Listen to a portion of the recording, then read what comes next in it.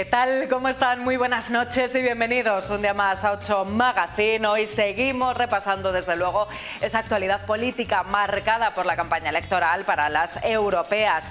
Los últimos días estamos ya en esa recta final de la campaña y por tanto los partidos políticos van echando ya el resto, ¿verdad?, para intentar conseguir esos mejores resultados posibles el próximo 9J en este domingo en estas elecciones europeas. Hablaremos de todo esto, pero además tenemos más temas. Les contaremos los detalles del primer Festival de Vencejos de Segovia, los vencejos segovianos que forman parte de nuestro paisaje, ¿verdad?, y que este sábado van a ser los protagonistas de este evento con muchas actividades. Enseguida les contaremos más. Y visitamos varias exposiciones, lo haremos en la ciudad y también por la provincia. Y por supuesto seguiremos descubriendo esos tesoros que guardan nuestros archivos históricos, también mirando al Día Internacional de los Archivos que se celebra también el próximo domingo. Todos estos temas y mucho más enseguida. Un anuncio y arrancamos aquí en 8 Magazine.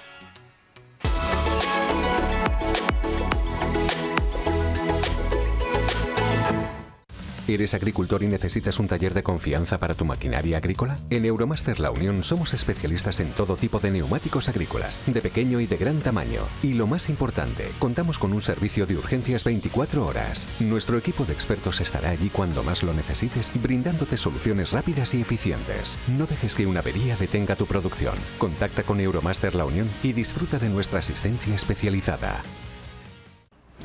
Pues recta final de la campaña electoral y seguimos recibiendo aquí en nuestro plató a los candidatos de los distintos partidos políticos que concurren a estos comicios. Mirando ya a este próximo domingo, al 9J, elecciones europeas, hoy nos visita el candidato del Partido Popular a las elecciones europeas, Raúl de la Hoz. Raúl, buenas noches. Muy buenas noches. Bienvenido. Muchas gracias. Bueno, pues recta final, últimos días de la campaña. Recibíamos este lunes también en San Pedro de Gaillos al presidente autonómico del Partido Popular, Alfonso Fernández Mañueco. Hoy, precisamente, habéis participado en un encuentro deportivo aquí en la ciudad. Bueno, al final hay que echar el resto, ¿no?, en estos últimos días, Raúl. Sí, se acerca el final de campaña y lógicamente, en esa vocación que tenemos desde el inicio de intentar llegar al mayor número de rincones de nuestra comunidad posible, una comunidad además tan amplia como es Castilla y León, bueno, pues nos exige redoblar esfuerzos y además encantados de hacerlo, porque la verdad es que estamos recibiendo un derroche de cariño por parte de los ciudadanos allá donde nos encontramos, gente deseosas de escucharnos y sobre todo deseando también que las cosas cambien en nuestro país y poder expresar con su voto el próximo domingo, día 9, su voluntad. Sí. ¿Cómo valoráis la campaña electoral que estáis haciendo desde el Partido Popular? Bueno, nosotros hemos planteado una campaña constructiva para hablar de Europa, para orientar hacia dónde debe de ir la Unión Europea en el futuro, también para plantear el papel que tiene que tener España en la Unión Europea y su importancia y participación en la misma, pero desgraciadamente estamos viviendo otros acontecimientos que hacen que el día 9 de junio se convierta también en un plebiscito sobre la situación que está viviendo nuestro país. Durante esta campaña hemos visto aprobar una amnistía, hemos visto cómo la Fiscalía Europea Anticorrupción tomaba cartas en el asunto de Ábalos y Koldo, y el remate es que hemos visto la imputación de la esposa del presidente. Pues evidentemente todo eso provoca también la necesidad de convertir estas elecciones en una respuesta ciudadana a la situación que estamos viviendo en nuestro país. Efectivamente. Bueno, vamos a echar un vistazo a las encuestas. Ya saben ustedes, lo estábamos hablando estos días, que en esta recta final, últimos días de campaña, se van publicando las encuestas y la mayoría dan la victoria precisamente al Partido Popular, Raúl. Al menos 4 puntos de ventaja sobre el Partido Socialista. ¿A qué pensáis que se debe este previsible aumento de confianza de los votantes en el PP?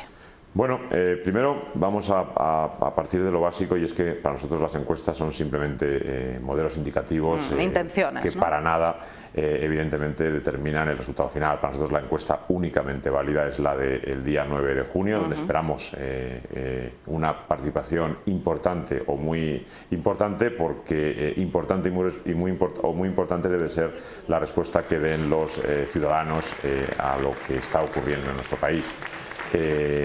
Ya vale de quejarse en la barra del bar, ya vale de opinar en el grupo de amigos, es el momento y tenemos esa oportunidad de utilizar además la mejor herramienta con la que contamos en democracia para expresar nuestra opinión, que son las urnas. Por lo tanto, el domingo día 9 es un momento ideal para que individualmente todos y cada uno de los ciudadanos puedan expresar su opinión sobre lo que estamos viendo estos días en España, o sobre el bochorno al que nos está abocando nacional e internacionalmente este gobierno, y también para saber, y eso es lo fundamental en estas elecciones, qué futuro queremos para España en Europa y qué Europa queremos en el futuro. La reproducción de lo que estamos viendo en el gobierno de España, o una Europa que sea capaz de construir un proyecto sólido que ayude a los ganaderos, que ayude a los agricultores, que ayude a nuestra industria y que no someta todo al radicalismo ecologista, el sectarismo medioambientalista. O sea, que pensáis que la política nacional, lo que vivimos ahora mismo en política nacional aquí en España, va a afectar desde luego esa intención de voto en las europeas. ¿Se va a ver reflejado?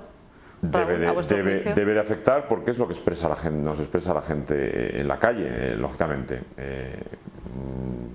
Así será, y estoy seguro de que ese interés que nos están demostrando los ciudadanos por participar y por expresar su opinión se va a traducir en una participación importante, y creo modestamente que en un buen resultado para el Partido Popular. Además, teniendo en cuenta una cuestión: la única forma de que pierda Sánchez es votando al Partido Popular. Las divisiones de voto ya hemos visto para qué sirven en nuestro país, para que Sánchez siga donde está. Si queremos, evidentemente, que esto acabe ya y que Sánchez de una vez por todas abandone el gobierno de España, y por lo tanto se abandone esta deriva radical e insoportable, pues la única opción es la de votar al Partido Popular. Repito, la división de voto a quien beneficia es al propio Sánchez. Precisamente mirando esa posible victoria del Partido Popular en los próximos comicios europeos, este domingo Feijóo ya ha anunciado una posible moción de censura, ¿no?, si esto ocurre, para bueno, pues que cambien las cosas, ¿no?, como estáis diciendo, para que ese cambio sea real. Raúl. Sí, evidentemente, lo que no puede ser es que nada ocurra con todo lo que estamos viendo. Esto no va de mandar una carta por Twitter a los ciudadanos insinuando que los jueces prevarican y que son todos muy malos, un contubernio de medios de comunicación, judicatura, partidos políticos, medios de comunicación contra el pobre Sánchez, que ni siquiera se atreve a dar una explicación. No, mire, esto es bastante más serio.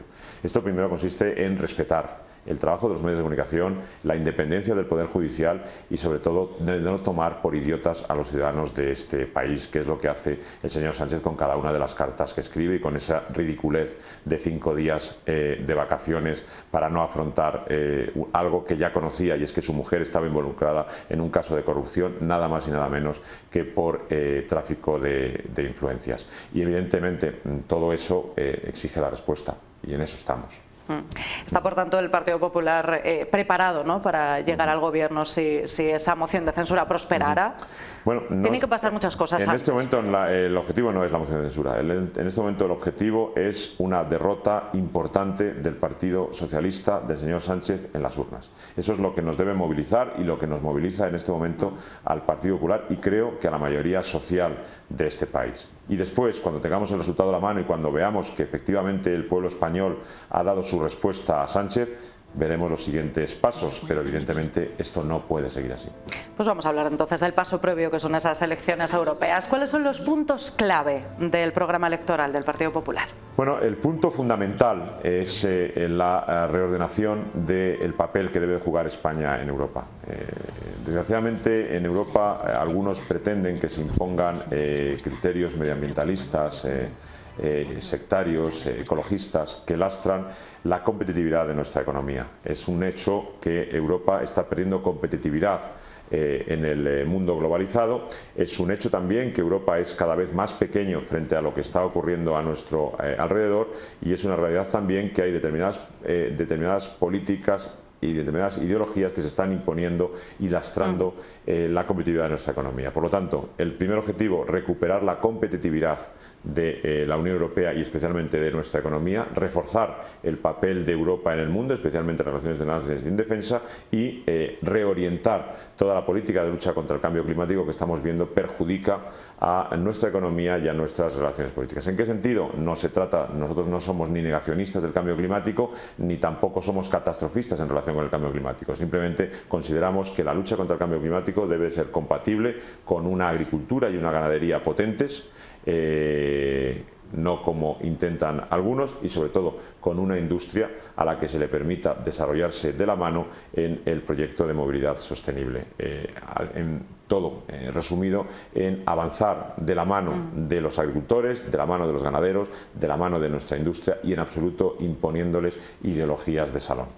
Precisamente, Raúl, el otro día en esa visita, ¿no?, de Alfonso Fernández Mañuco a San Pedro de Gaillos, a una localidad eminentemente agrícola y ganadera, y en una zona también, Segovia, nuestra provincia agrícola y ganadera, desde luego donde el sector primario tiene una gran importancia, se hablaba precisamente de ese apoyo, ¿no?, a este sector fundamental para la economía de Castilla y León, de Segovia.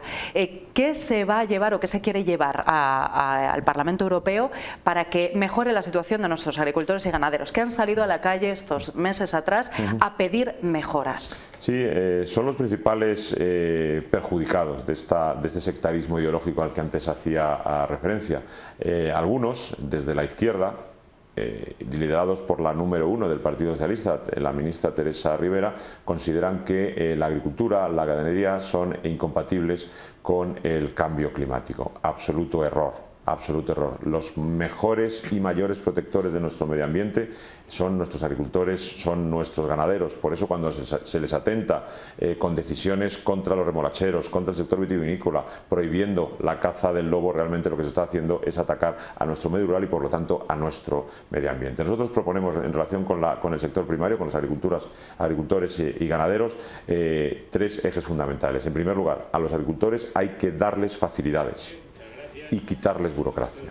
Así de sencillo y así de simple. Dar facilidades, quitarles burocracia. En segundo lugar, asegurarles una PAC justa y flexible a sus intereses y a su desarrollo. Y por último, colaborar con nuestros productores y hacer posible que se desarrollen su actividad en igualdad de condiciones con los productos que vienen de fuera de la Unión Europea. No hay razón alguna que justifique que nuestros productos, los productos de la Unión Europea, los productos que salen de aquí, de Castilla y León, estén perjudicados o estén en condiciones inferiores a aquellos productos que vienen de fuera, sencillamente porque a los de fuera no se les exigen los requisitos que se exigen a los de aquí. Eso no tiene ningún sentido, y eso es corregible. ¿Cómo? Revisando los acuerdos comerciales, las cláusulas de los mismos, e imponiendo cláusulas de espejo. Es decir, que a un señor de Argelia, que a un productor de Argelia se les exijan los mismos requisitos que a un productor de Segovia. Es algo que parece sencillo, pero que sin embargo no ocurre a día de hoy. Pues bien, nuestro empeño está en que, con sentido común y siempre de la mano de los agricultores, nunca de espaldas a los mismos, avancemos para que nuestro sector primario pueda seguir siendo fuerte y nuestra agricultura y nuestra ganadería sigan siendo la base del mantenimiento de la vida en el mundo rural. Así es. Hablaba también Mañuco hace unos días de Castilla y León como una comunidad olvidada, ¿no?, hasta ahora, por las medidas que no se cumplían, ¿no?, por los proyectos que no se sacaban adelante. ¿Cómo se va a llevar esto a Europa para que tomen conciencia también el Parlamento Europeo, viajen, ¿no?, mentalmente tal vez hasta Castilla y León, que sepamos decirles que estamos aquí, ¿no?, dentro de España hay una comunidad que se llama Castilla y León, con las provincias, con estas características, que necesita mejorar, salir adelante? Bueno, ese ha de ser mi papel como representante de Castilla y León en el Parlamento Europeo. Para eso el Partido Popular ha querido que yo sea el representante de Castilla y León allí, con el firme propósito de que a Castilla y León no se le humille o no se la olvide. Ya lo hace el Gobierno de España. Vamos a intentar que la Unión Europea no haga lo mismo. ¿De qué manera? Pues peleando, por ejemplo, por el desarrollo adecuado de nuestras infraestructuras. La gran olvidada en nuestro país en cuanto a la ejecución de infraestructuras por parte del Gobierno de España es la Comunidad Autónoma de Castilla y León. Por lo tanto, hemos de recuperar terreno para que desde la Unión Europea se salvaguarden los intereses que no es capaz de cubrir el Gobierno de España. ¿Y eso cómo se concreta? Pues de forma muy clara y muy nítida en el desarrollo del corredor atlántico en nuestra comunidad autónoma. Mira, por España transcurren 2 corredores ferroviarios planificados por la Unión Europea: el corredor mediterráneo, que va lógicamente por todo el Mediterráneo, y el corredor atlántico, que pasa por Castilla y León, viene desde Portugal hasta Francia, y que es vital para el desarrollo económico del noroeste español en cuanto principalmente a infraestructuras ferroviarias. Bueno, pues el corredor mediterráneo, el que interesa a los nacionalistas catalanes, se está desarrollando con absoluta normalidad, las obras avanzan a buen ritmo y en Castilla y León, en relación con el corredor atlántico, aún ni siquiera tenemos un plan director, aún ni siquiera sabemos por dónde van a transcurrir, por dónde van a desarrollarse esas infraestructuras, sencillamente porque el noroeste de España al señor Sánchez, al gobierno socialista, no le interesa, y como no le interesa nos desprecia y nos olvida. ¿A qué vamos a la Unión Europea? ¿A qué personalmente voy a la Unión Europea? A reivindicar a la Unión Europea el desarrollo de esas infraestructuras que el gobierno de España es incapaz de desarrollar. Es solo un ejemplo, evidentemente, de cómo desde la Unión Europea podemos salvaguardar los intereses de esta comunidad autónoma. Bueno, pues teniendo en cuenta desde luego la importancia fundamental que tiene votar en los próximos comicios este domingo, las elecciones al Parlamento Europeo, Raúl, nos quedan apenas un par de minutos para poder llamar, ¿no?, a las urnas a los ciudadanos que voten a quien crean, pero sobre todo que lo hagan con conciencia, ¿no?, sabiendo lo que nos jugamos en estos próximos comicios. Sí, lo primero sería pedir que por favor acudan a votar. De poco vale quejarse de la situación que estamos viviendo en nuestro país y luego no lo expresamos, como te decía antes, con la mejor herramienta de la que disponemos los ciudadanos, que es el voto. Por lo tanto, la primera petición es que por favor el domingo acudan a votar a los colegios electorales. Y en segundo lugar, como te decía antes, que lo hagan con la conciencia de la valoración de todo lo que está sucediendo en nuestro país y de lo que queremos que sea nuestro país en el futuro. De nada valdrá lamentarse después. Es plantear qué está sucediendo en nuestro país, qué queremos que suceda en el futuro en nuestro país y cómo queremos que nuestro país sea visto en el exterior. Y a todo eso lo sumamos el proyecto que queremos para la Unión Europea. Queremos que España sea un país segundón, queremos que España sea un país sometido a esta ideología radical de izquierdas que perjudica a nuestro sector primario y a nuestra industria, o queremos avanzar como hemos avanzado en el pasado en competitividad, generando empleo, aprovechando los fondos comunitarios de la mejor manera posible para que lleguen de verdad a quien los necesita y no para que se queden en el limbo o beneficien solamente a unos pocos. Queremos también que nuestra industria de la automoción, que nuestro turismo, que nuestro sector servicios se desarrolle con normalidad y que, por ejemplo, Segovia pueda seguir siendo esa provincia y esa ciudad extraordinariamente potente desde el punto de vista de los servicios, o queremos lastrar nuestra economía y estar sometidos a la situación a la que está abocándonos el gobierno socialista. Pues de todo eso pueden expresar su opinión los votantes el próximo domingo y yo estoy seguro que lo harán primero en libertad y segundo en confianza. Así es. Pues ya saben, ustedes tienen la última palabra, desde luego, con su derecho al voto en estas próximas elecciones europeas del domingo. Raúl de la Hoz, candidato a los comicios europeos por el Partido Popular. Gracias por visitarnos gracias a vosotros esta noche. Un placer. Bueno, continuamos con más temas. Hablamos ahora del exportero también y entrenador Juan Carlos Unzué. Precisamente ayer llenó el auditorio del CIDE aquí en Segovia. Está luchando contra la enfermedad ELA y ofreció una motivadora historia, desde luego, de vida, una lección de vida a todos los asistentes. Una conferencia además organizada por el área de innovación, digitalización y promoción económica del Ayuntamiento de Segovia. Una motivadora lección de vida es lo que ha supuesto para quienes acudieron a esta charla de la mano del exjugador Juan Carlos Unzué. Tras conocer su diagnóstico de ELA en 2020, ha luchado por salir adelante como un ejemplo de superación que le ha dado sentido a su vida. Yo creo que esto en cierta manera es muy personal, ¿no? Porque al final cada persona somos un mundo, cada persona aceptamos o no aceptamos una situación como la que nos ha llegado, ¿no? Y yo acepté de forma natural desde ese primer día y curiosamente el primer beneficiado es uno mismo, que si eres capaz de aceptar esa enfermedad, pues lo que estás es preparado para vivirla de la mejor manera posible. En España son cerca de 4.000 a 4.500 personas las afectadas por una enfermedad cuyos costes de cuidados les suponen varios cientos de miles de euros al año, lo que convierte a esta enfermedad neurológica en una suerte de partido que tiene una posibilidad de poder empezar a ganarse. Ganarlo sería conseguir que esa ley ELA que estamos reivindicando realmente sea efectiva, que conlleve un presupuesto y que ese presupuesto llegue a la casa de los afectados. Sin duda para mí ese sería la mejor victoria posiblemente de mi vida, ¿no? Los asistentes conocieron de primera mano cómo Juan Carlos se enfrenta día a día a su actual situación, una que le ha dejado en silla de ruedas desde hace más de 3 años ya. Aún así, él recalca que en este tiempo, que pese a las dificultades, sigue adelante. Trato de mantener un poco el equilibrio, ¿no? Que nunca es fácil. Ahora quizá, pues claro, como físicamente estoy más limitado, es un poco más complicado, pero trato de tener días activos como el de hoy, pero a la vez lo equilibro sin ninguna duda con el cariño que me llevo de la gente, con el respeto y sobre todo, como te he dicho, ando sintiendo que le doy un sentido a mi vida y sobre todo que tengo un objetivo y me sigo sintiendo útil. Pues estamos de vuelta y continuamos, ya saben ustedes, y además lo pueden ver si ven el acueducto estos días, que Segovia es la ciudad de los vencejos. Se les puede observar perfectamente, sobre todo a la caída del sol, ¿verdad? En la caída de la tarde. Son los habitantes de nuestro acueducto y forman parte, desde luego, de su paisaje. Así que para conocer más a estas aves y también aprender cómo protegerlas y cuidarlas, se celebra este sábado el primer Festival de Vencejos de Segovia.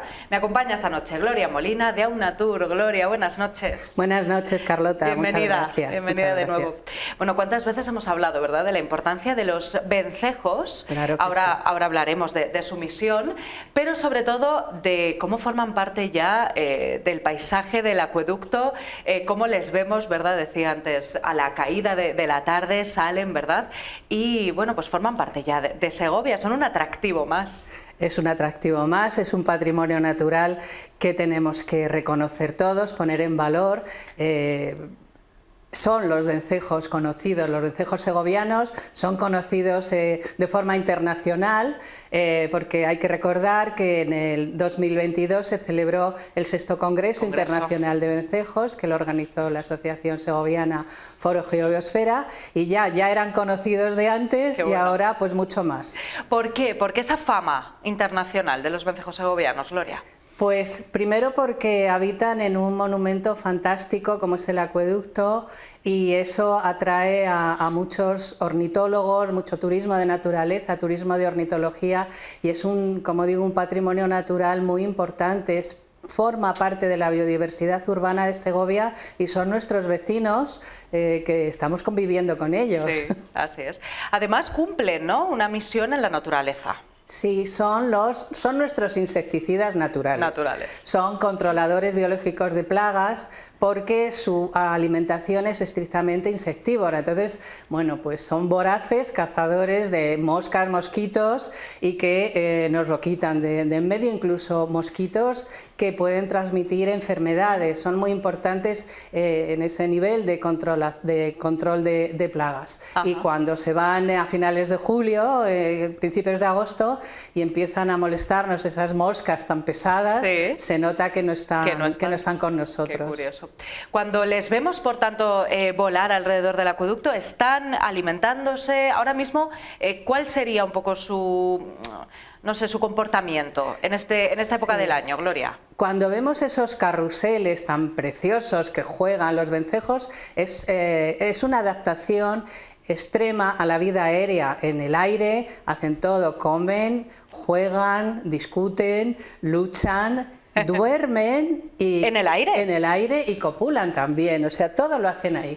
Y entonces en esos carruseles que solemos ver a la caída de la tarde, como yo les llamo los adolescentes, los vencejos adolescentes, que sí, todavía no son reproductores y que tardan 3 años en ser reproductores, y están volando constantemente sin posarse nunca. Madre mía. Entonces esos carruseles son los que hacen estos adolescentes, que nos cuentan desde arriba todas sus experiencias, ¿no? Y es lo que vemos en el acueducto, que es un espectáculo único. Sí, desde luego. O sea, que se están comunicando con nosotros, ¿no? Nos dan mucha información, hay que aprender a conocerla, ¿no? Por eso este festival también dedicado a los vencejos, nos están diciendo lo que les pasa en ese momento, ¿no? En qué época de su vida están. Claro, hay que saber escucharles, y hay que saber, pues por lo menos este festival es para poner en valor a estas aves migratorias tan importantes, y que nos dicen tanto, y que la verdad es que hasta hace poco les teníamos un poco ignorados, ¿no?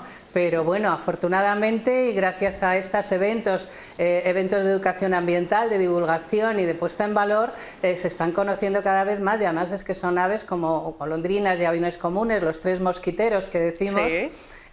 Son vulnerables, claro, a los cambios que nos afectan a todos y a ellos más. Eso es. Bueno, pues vamos a aprender un poquito más de ellos. Lo podemos hacer este próximo sábado porque se celebra ese primer Festival de Vencejos de Segovia, Gloria. Y además con muchas actividades. En 2 espacios, ¿no? ¿Con qué comenzamos? Comenzamos se abre en la sala Alhóndiga a las 11 de la mañana la sala. Porque se va a poner una pequeña muestra de nidos artificiales de vencejos y algunas cosas relacionadas con ellos. A las 11:30 habrá una actividad familiar infantil, con un vuelo imaginario, un vuelo migratorio imaginario, donde los niños y las niñas que quieran participar y que quieran asistir volarán con los vencejos en este viaje imaginario de Segovia a África y vuelta de África a Segovia.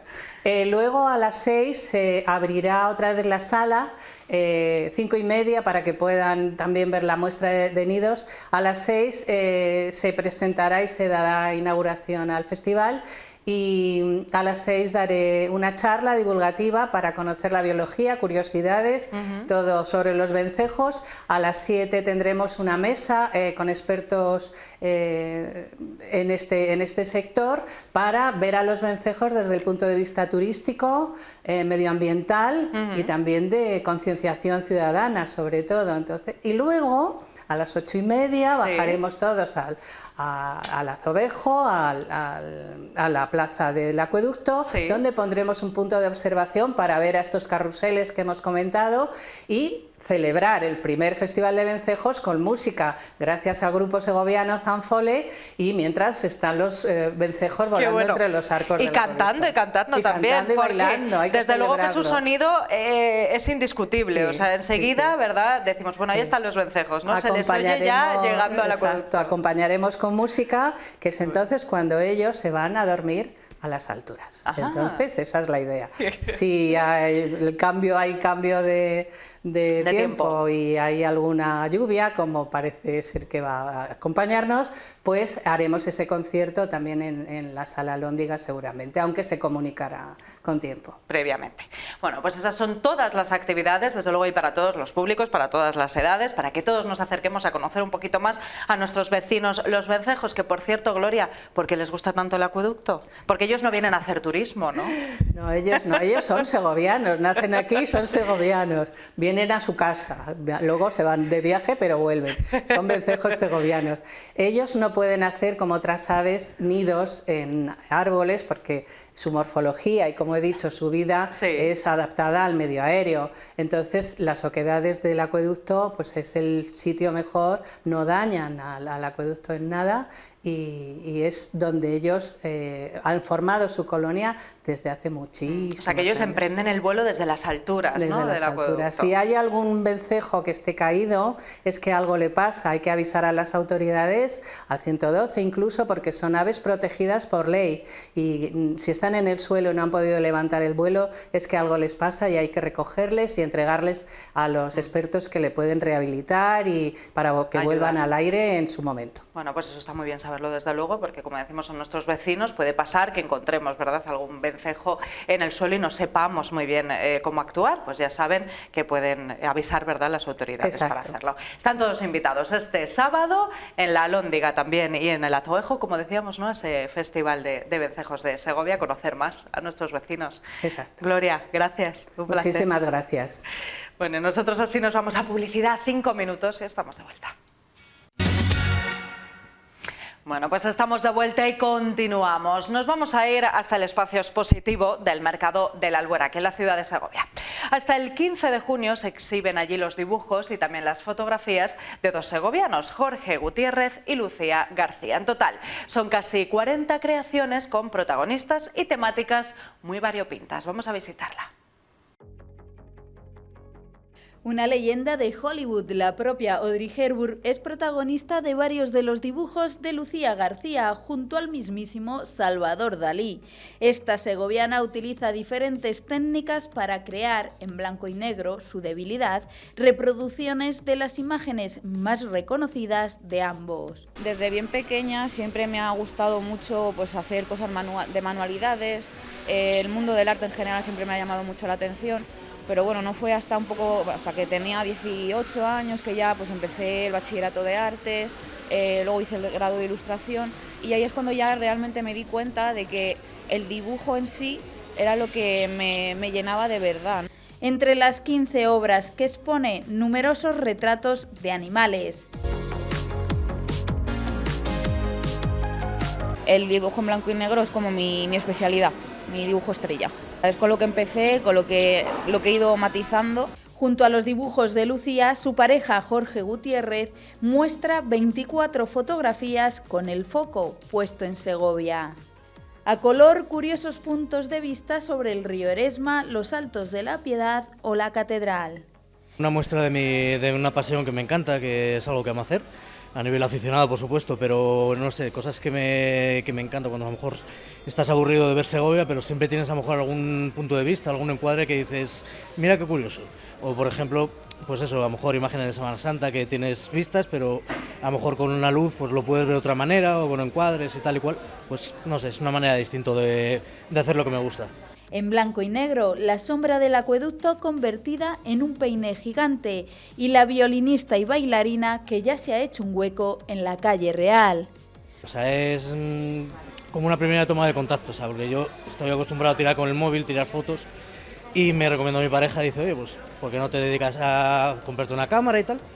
Y pues bueno, pues es por así decirlo mi primera toma de contacto, de alguna manera dicho. Y que me lo sugirieran de hacer una exposición y solamente el hecho de imprimir una foto es como decir, a la gente le gusta, es como decir, oh. Pero bien, la verdad que he sorprendido de que haya pasado algo que yo ni me hubiera pensado que haría, la verdad. Una muestra que estará en el Mercado de la Albuera hasta el próximo 15 de junio.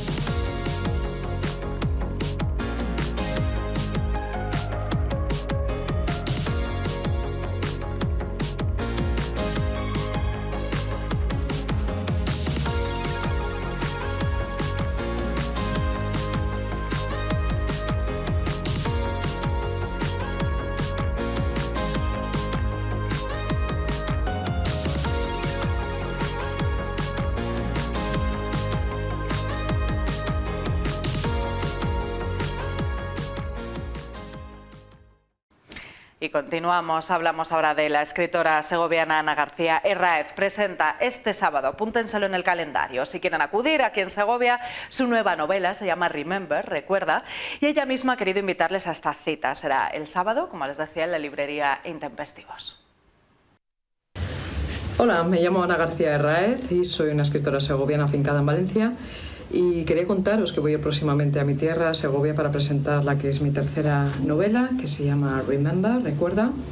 Y lo haremos el sábado 8 de junio a las 7 de la tarde en una librería maravillosa que tenéis junto al acueducto, que se llama Intempestivos.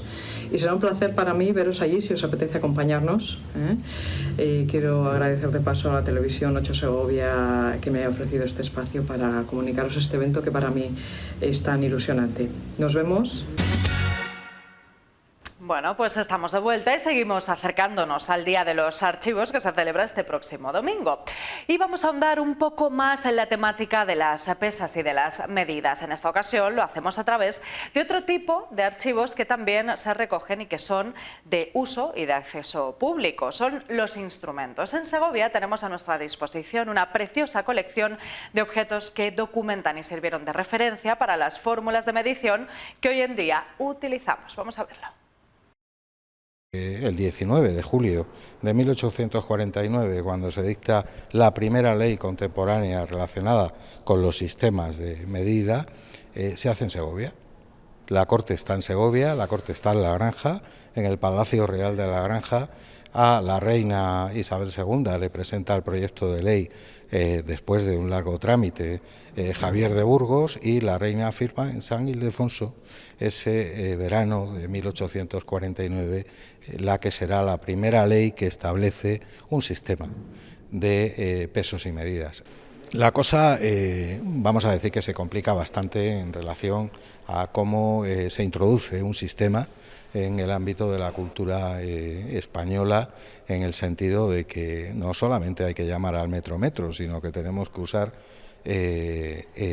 algo que nos permita comparar para que sepamos que estamos efectivamente midiendo un metro. Tenemos que tener referencias, hay que construir modelos y se configura lo que se llama una colección de pesos y medidas que se va a fabricar en diferentes lugares de España y no solo de España, y que nos van a proporcionar esa herramienta de comparación para que el fabricante sepa a qué atenerse. Esas colecciones van a tener un destino: las capitales de provincia y las capitales de partido. ¿Qué significa? Que en cada provincia va a existir al menos una colección completa de instrumentos de pesas y medidas. Esas colecciones son difíciles de seguir la pista, pero estamos en un archivo, y en este archivo histórico provincial de Segovia como consecuencia de los trabajos relacionados con el archivo territorial de Segovia, ambos gestionados por la Junta de Castilla y León, tenemos el metro del que estamos hablando, en madera, con los cantos en latón. Los archivos recibimos documentación, insisto, en cualquier soporte. Esto es un documento, tanto en lo que se refiere a expedientes como en lo que se refiere a instrumentos. En el instrumental, además, incluimos algo, a mi juicio, excepcional, y es datos de fabricación, datos del fabricante e instrucciones de uso. Hay que tener en cuenta que dentro de unos pocos años, las nuevas generaciones, casi todo lo que tenemos aquí, jamás lo habrán visto en persona. De hecho, aquí nos pasa con los teléfonos. Cuando ven un teléfono analógico de rueda, los niños se asombran porque no saben utilizarlo. Esto es un contador patrón, y estamos hablando en todo momento de patrones, es decir, de la referencia. El metro, este es el metro patrón. De acuerdo, que incluso servía para fabricar metros en el ámbito de Segovia, y la administración pública en Segovia ofrecía un patrón. La medida de la luz.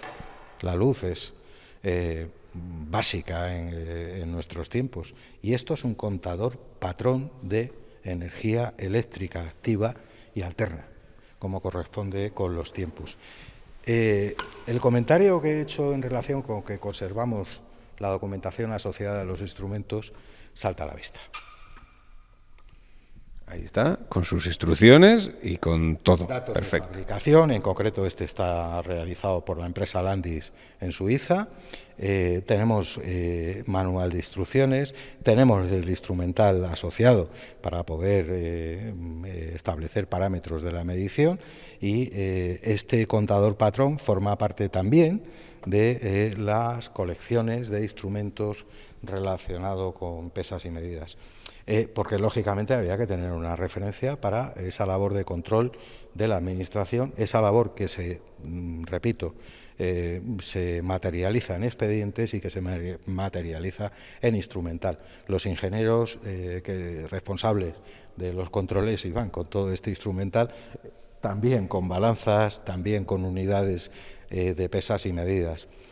Una de las cosas que tenemos también relacionada con estas colecciones que la ley de 1849 ya obliga a realizar para todo el territorio de soberanía española, como dice la ley, es fabricar esas colecciones, y tenemos algunos de los instrumentos verdaderamente llamativos en el archivo, ubicados ahora en el archivo histórico provincial, pero que proceden fundamentalmente del Servicio Territorial de Industria y del Servicio Territorial de Agricultura. En este contexto, el disponer de estas herramientas a disposición pública es importante, porque esto no es contarlo, esto es enseñarlo.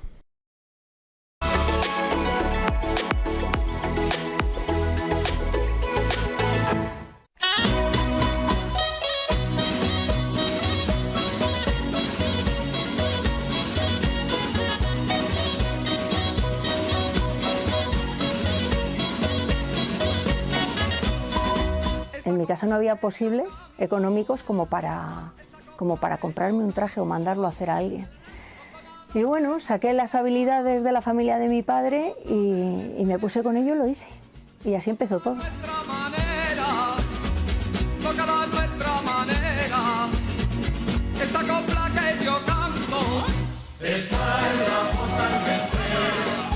Un traje me llevó a otro, me empezó a enganchar este tema, empecé a preguntar a las vecinas, a ver cómo era un traje, a ver cómo era otro traje. Por casualidad empiezas a ver que los trajes de un pueblo no son iguales que los de otros, que las situaciones económicas de una familia con las de otras implica que los trajes sean distintos también. Y entonces yo esto lo empecé a estudiar. Me fui por un pueblo, me fui por otro pueblo. Claro, todo esto hay que agradecérselo a todas estas señoras mayores que me abrieron las puertas de su casa, las puertas de sus baúles, y así empecé a aprender, empecé a querer otro traje más que yo había visto, y de otro. Bueno, mi madre me decía que lo de, hija, ¿para qué quieres tantos trajes si solo tienes un cuerpo? Y así fue como me fui enganchando hasta hoy, y que sigo aprendiendo, y que sigo investigando, y que sigo viendo las cosas con la misma ilusión y la misma perspectiva de aprender desde el principio. Cada traje es una ilusión, es una historia.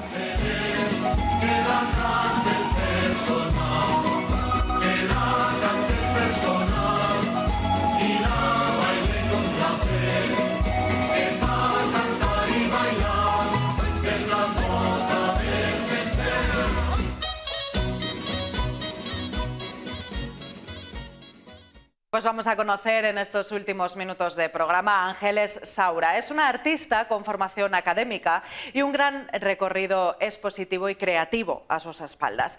Su última obra, bajo el título Mi paisaje infinito, así se llama, está expuesta en la Galería Zaca, en la Granja de San Ildefonso. De alguna manera es una obra que juega con las texturas, también con la técnica mixta y con el propio paisaje de la granja, ese paisaje maravilloso de la granja donde reside esta artista. Nos vamos a despedir con esta muestra de Ángeles Saura. Vamos a charlar con ella en estos últimos minutos de programa, con ella les dejo, y después Enfoque Segovia con toda la actualidad en nuestro programa. Bueno, y mañana volvemos con más de Hecho Magazine, como siempre. No se olviden, a partir de las 9:30 de la noche. Adiós, gracias. La exposición última que hice el año pasado, que tiene que ver con este cuadro, ahora te contaré, se tituló Mi lienzo infinito.